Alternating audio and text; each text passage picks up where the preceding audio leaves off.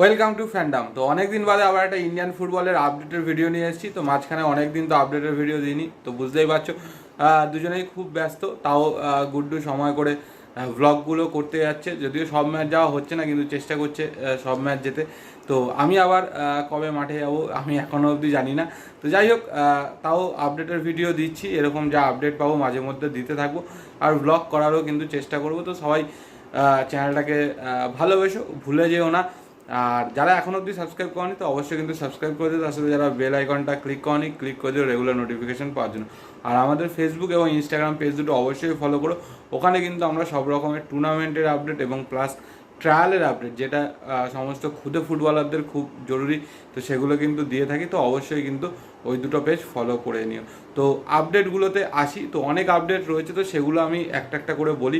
প্রথমেই বলি কলকাতা ফুটবল লিগের কথা। তো আজকে কলকাতা ফুটবল লিগের দুটো ম্যাচ ছিল, একটা মোহামেডান স্পোর্টিং আর একটা ছিল হচ্ছে ইউনাইটেডের। দুটোর ওপরে ডিপেন্ড করছিল যে কে সুপার সিক্সে যাবে। তো দুটো খেলাই শেষ হয়ে গেছে। তো ইউনাইটেড স্পোর্টস খেলাটায় হেরে গেছে তারা বিএসএসের কাছে। তো এই মুহূর্তে সুপার সিক্সে যে ছটা টিম গেল, সেই ছটা টিম বলে দিচ্ছি। গ্রুপ এ থেকে গেছে হচ্ছে ডায়মন্ড হারবার, সুরুচি সংঘ, মোহামেডান স্পোর্টিং ক্লাব।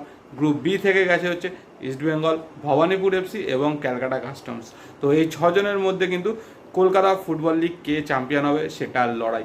আর কলকাতা ফুটবল লিগের সুপার সিক্সে একটা বড় পরিবর্তন আসতে চলেছে, সেটা হচ্ছে গোল লাইন টেকনোলজি। একরকম পরীক্ষামূলক গোল লাইন টেকনোলজি কিন্তু ইউজ করা হবে কলকাতা ফুটবল লিগের সুপার সিক্সে, এবং যেটা কিন্তু মেনলি করছে যাদবপুর ইউনিভার্সিটির কিছু বিশেষজ্ঞ। তারা কিন্তু এই সিস্টেমটাকে তৈরি করেছেন এবং সেটার মাধ্যমেই কাজে লাগানো হবে কলকাতা ফুটবল লিগে, যে যতটা মানে ভালোভাবে রেফারিংটা করা যায় বা গোলের ক্ষেত্রে কোনো রকম যেন ভুল সিদ্ধান্ত না হয়, সেই জন্যই কিন্তু এই প্রচেষ্টা আইএফএ এবং যাদবপুর ইউনিভার্সিটির দুজনের সম্মিলিত প্রয়াস। তো অসংখ্য অভিনন্দন আমাদের তরফ থেকে দুজনকে, যাদবপুর ইউনিভার্সিটি এবং তার সাথে অবশ্যই আইএফএকে।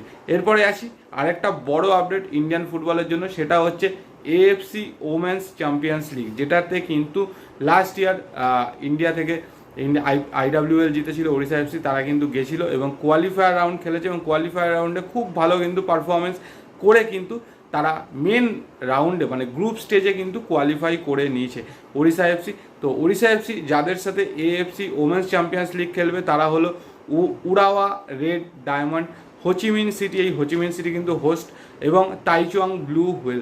তো এই তিনজন এবং তার সাথে কিন্তু ওড়িশা এফসি, এই চারজন কিন্তু সেম গ্রুপে। দেখা যাক গ্রুপ স্টেজে কীরকম পারফরমেন্স করে ওড়িশা এফসি। এর সাথে আরও একটা ভালো খবর দিই, সেটা হচ্ছে ইন্টারকাশির একজন প্লেয়ার সাচু সিভি। তো ও কিন্তু ইউরোপিয়ান একটা ক্লাবে লোনে জয়েন করেছে ইন্টারকাশি থেকে। তো এটাও কিন্তু ইন্ডিয়ান ফুটবলের জন্য যথেষ্ট ভালো কিন্তু একটা দিক। এর সাথে সাথে বলে রাখি যে ফুটবল বা কলকাতা ফুটবলের বাজ পাখি শিলটন পাল অফিসিয়ালি কিন্তু ফুটবলকে বিদায় জানিয়েছে। লাস্ট ম্যাচ ছিল রেনবোর সাথে জর্জের। তো সেই ম্যাচটা কিন্তু রেনবো জেতে 2-0, এবং সেই ম্যাচ খেলার পরে কিন্তু বহু বছর ফুটবলের সাথে যুক্ত থাকার পরে অফিসিয়ালি ফুটবল থেকে কিন্তু তিনি রিটায়ারমেন্ট নিলেন বা ফুটবলকে কিন্তু তিনি বিদায় জানালেন। এবার দেখা যাক কোচিংয়ে তিনি আসেন কিনা, কারণ অলরেডি কিন্তু এএফসি সি লাইসেন্স তার করা রয়েছে। তো কোচিংয়ে আসে কিনা সেটাই কিন্তু দেখা। এবার আসি একটুখানি ইন্ডিয়ান ফুটবলের কথায়। তো ইন্ডিয়ান ফুটবল মরশুম মানে এই মুহূর্তে কিন্তু ফিফা ফ্রেন্ডলিস বা ফিফা উইন্ডো রয়েছে। তো সেই জায়গা থেকে কিন্তু এই মুহূর্তে একটা টুর্নামেন্ট হতে চলেছে, সেটা হচ্ছে ইন্টারকন্টিনেন্টাল কাপ, এবং এই টুর্নামেন্ট কিন্তু শুরু হচ্ছে 3 তারিখ থেকে, এবং সেখানে কিন্তু পার্টিসিপেট করছে ইন্ডিয়া, মরিশিয়াস, সিরিয়া। হায়দ্রাবাদে হতে চলেছে, এবং কোচ অবশ্যই জানো মানোলো মার্কোয়েজ, নতুন কোচ, যিনি কিন্তু দায়িত্ব নিয়েছেন এবং নতুন অনেক প্লেয়ারকে কিন্তু স্কোয়াডে ডেকেছেন। তো সেই দুটো কিন্তু ম্যাচ রয়েছে ইন্ডিয়ার। ফার্স্ট ম্যাচটা ইন্ডিয়া ভার্সেস মরিশিয়াস, সেটা হচ্ছে 3 সেপ্টেম্বর সন্ধ্যে 7:30টায়। মোস্ট প্রবাবলি টেলিকাস্ট হবে হয়তো এআইএফএফের ইউটিউব চ্যানেলে, বাট অফিসিয়ালি অন্য কোথাও হবে কিনা সেটা এখনও জানানো হয়।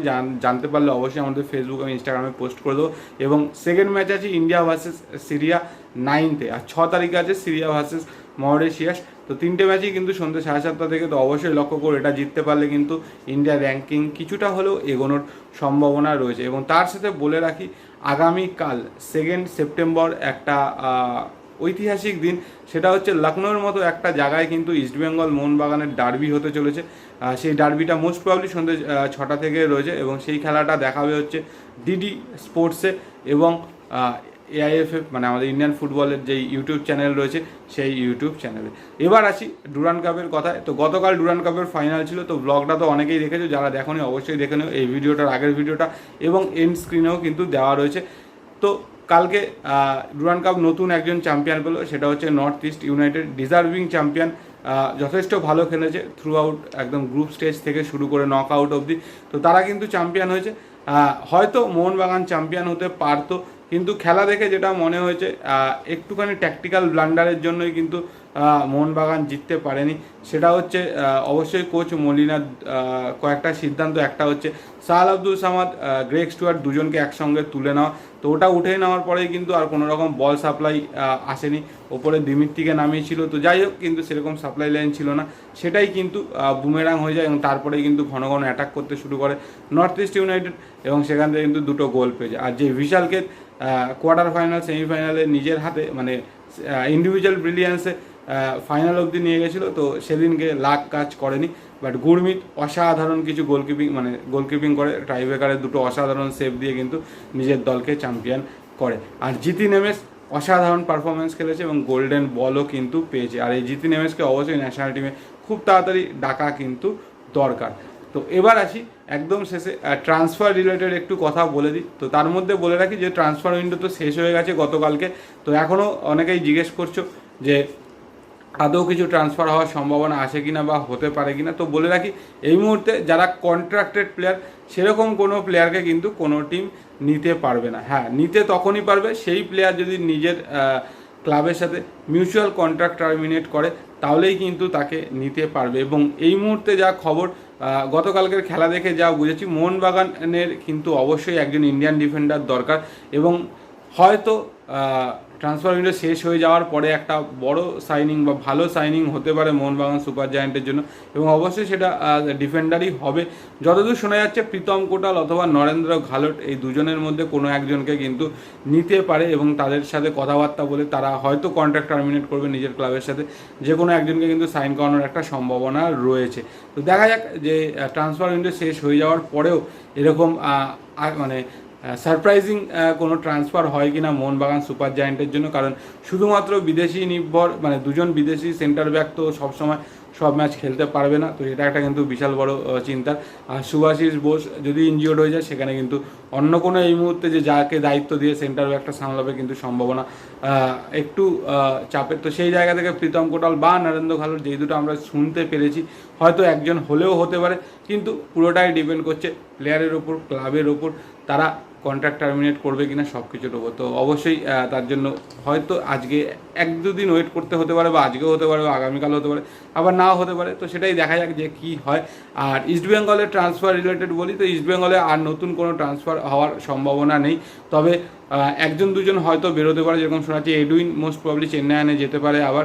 তো আর হীরা মণ্ডলকে শোনা যাচ্ছে যে তার আইএসএল স্কোয়াডে কিন্তু রেজিস্টার করা হতে পারে, যদি এখনও কিন্তু অফিসিয়ালি রেজিস্টার করা হয়নি। এবং মনোতোষ চাকলা তাকেও কিন্তু করা হতে পারে বলে কিন্তু শোনা যাচ্ছে। এবং আরও বেশ কিছু প্লেয়ারকে নজরে রেখেছেন কোচ কাল স্কোয়াদ্দাত, হয়তো সিএফএলের সুপার 6-এর খেলা দেখার পর তাদেরকে সেই সিদ্ধান্তটা নেবে যে কাকে কাকে মেন টিমে প্রমোট করা হবে। তো এগুলোই মোটামুটি আপডেট ছিল। এবং একদম শেষে বলতে মোহামেডান স্পোর্টিং বিকাশ সিং, যে গত বছর কলকাতা ফুটবল লিগে অসাধারণ পারফরমেন্স করেছিল, আই লিগেও অসাধারণ খেলেছিল, সেই বিকাশ সিং কিন্তু আবার মোহামেডান স্পোর্টিংয়ে ফিরতে চলেছে। তো মোহামেডান কিন্তু যথেষ্ট শক্তিশালী দল বানিয়ে নিল, কারণ এছাড়া কিন্তু মোহামেডান মাখান ছোটের মতো প্লেয়ারকেও কিন্তু সাইন করিয়েছে। তো এগুলোই মোটামুটি আপডেট ছিল, যা যা আপডেট ছিল তোমাদের সাথে শেয়ার করে দিয়েছি। তো মাঝে মধ্যে যখন পারবো অবশ্যই ভিডিও বানাবো, আর ভিডিওটা ভালো লাগে লাইক শেয়ার তো অবশ্যই করবে। তোমাদের কি বক্তব্য অবশ্যই কিন্তু জানিও, আর গতকালকার ব্লগটা কিন্তু অবশ্যই দেখো, আর ভিডিও ভালো লাগে লাইক শেয়ার কমেন্ট তো অবশ্যই করবে। যারা এখনও সাবস্ক্রাইব করেনি অবশ্যই সাবস্ক্রাইব করে দিও, বেল আইকনটা ক্লিক করে দিও রেগুলার নোটিফিকেশন পাওয়ার জন্য, আর অবশ্যই ফেসবুক ইনস্টাগ্রামটা ফলো করে দিও। চলো আজকের মতো টাটা।